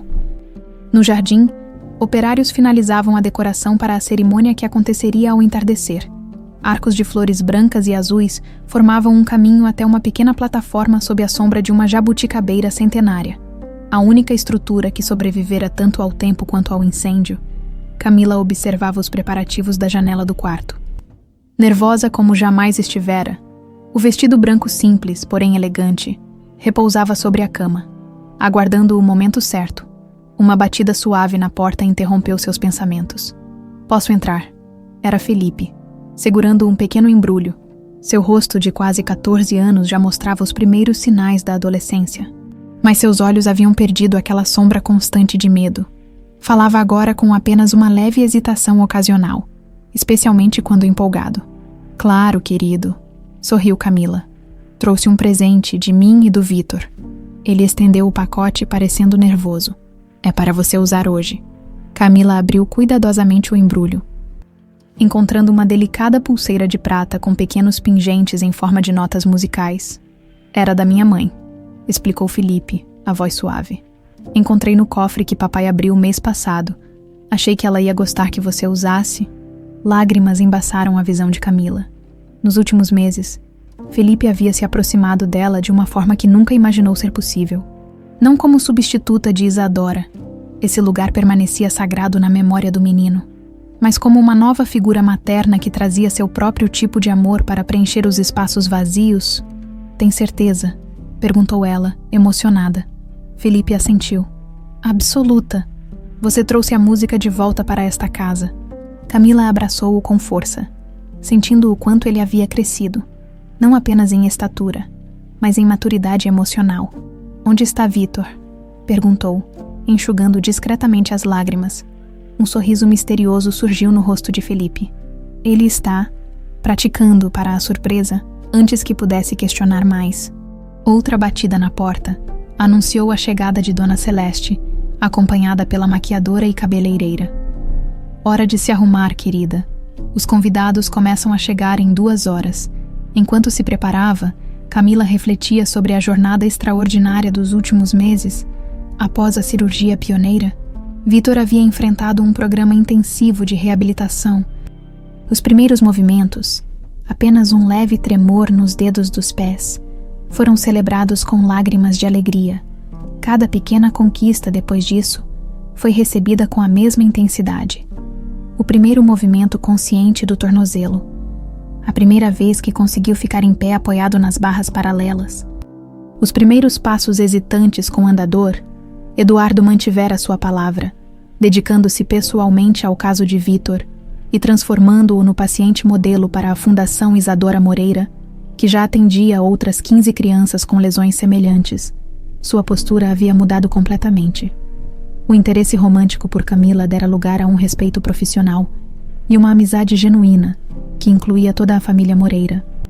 Ricardo, por sua vez, havia redirecionado completamente a empresa. Os projetos de Paulo foram finalmente resgatados do esquecimento, e o primeiro conjunto habitacional sustentável já estava em construção na periferia de São Paulo, a Imprensa, que antes associava o nome Moreira apenas a empreendimentos de luxo. Agora destacava a transformação da empresa em um modelo de responsabilidade social.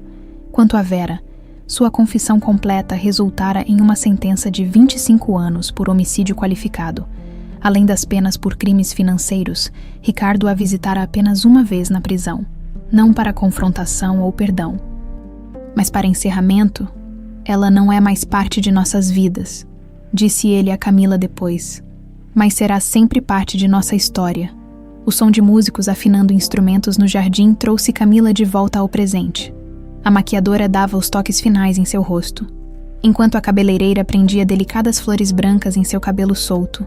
Está linda, disse Celeste com lágrimas nos olhos. Uma noiva perfeita. O pedido de casamento acontecera 3 meses antes. Numa noite comum, sem grandes elaborações, estavam na sala de música, ouvindo os meninos praticarem juntos, quando Ricardo simplesmente segurou sua mão e sussurrou: "Case comigo." A naturalidade do pedido refletia como sua relação havia evoluído, sem grandes gestos dramáticos, apenas a certeza tranquila de que pertenciam um ao outro. Quando finalmente desceu para o jardim, o sol começava seu descenso no horizonte, banhando tudo com uma luz dourada. Cerca de 50 convidados. Uma celebração íntima, como haviam desejado. Aguardavam entre as fileiras de cadeiras decoradas. Ricardo a esperava na pequena plataforma, elegante em seu terno azul marinho, Felipe ao seu lado como padrinho. O olhar que trocaram quando ela começou a caminhar pelo corredor de flores continha toda a história que haviam construído juntos. O encontro inesperado no restaurante, os desafios, as descobertas, as dores e, finalmente, a cura que encontraram um no outro. Camila buscou Vítor com o olhar, mas estranhamente não o encontrou em nenhum lugar. Seu coração acelerou ligeiramente. Onde estaria seu filho neste momento tão importante? A cerimônia começou, simples e emocionante. O celebrante falou sobre encontros improváveis, sobre famílias que se escolhem e se reconstroem, sobre o amor que cura feridas antigas. Quando chegou o momento dos votos, Ricardo falou sobre como Camila trouxera luz para uma casa mergulhada em sombras, como ela ensinara a ele o verdadeiro significado de família. Camila, por sua vez, agradeceu por ter encontrado não apenas um amor, mas um lar completo, um lugar onde tanto ela quanto Vítor puderam finalmente pertencer. Quando mencionou o filho, sua voz embargou levemente pela ausência dele. Após a troca de alianças e o beijo que selou a união, o celebrante anunciou: "Ladies and gentlemen, tenho o prazer de apresentar Ricardo e Camila Moreira." Foi nesse momento que um som de piano começou a tocar.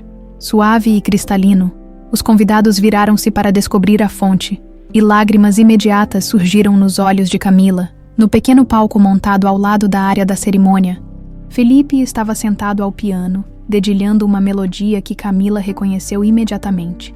A canção de ninar que Isadora costumava tocar para o filho, a mesma que Camila cantarolava para Vítor quando bebê. E então, a verdadeira surpresa, ao lado do piano, de pé, apoiado apenas em uma bengala discreta, estava Vítor. Seu rosto brilhava com a intensidade de quem realiza um sonho longamente acalentado. Com passos cuidadosos, mas seguros, ele começou a caminhar em direção à mãe e ao padrasto recém-casados. Um suspiro coletivo percorreu a assistência. Muitos dos convidados conheciam a história de Vítor, mas poucos sabiam que ele havia progredido tanto na recuperação. Era a primeira vez que se apresentava publicamente sem andador ou muletas, apenas a bengala como apoio. Camila correu até ele, as lágrimas correndo livremente pelo rosto. Surpresa, mãe, sorriu Vítor, orgulhoso. Eu queria fazer isso hoje. Por nós, Ricardo juntou-se a eles, abraçando os três. Sua nova família completa.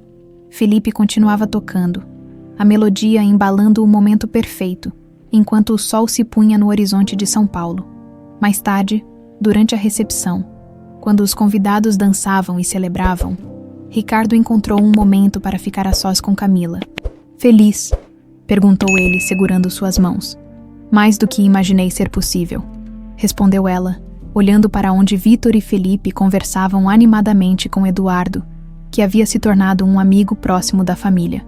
Quando vi você naquele restaurante, dançando com Vítor na cadeira de rodas, algo despertou em mim, confessou Ricardo.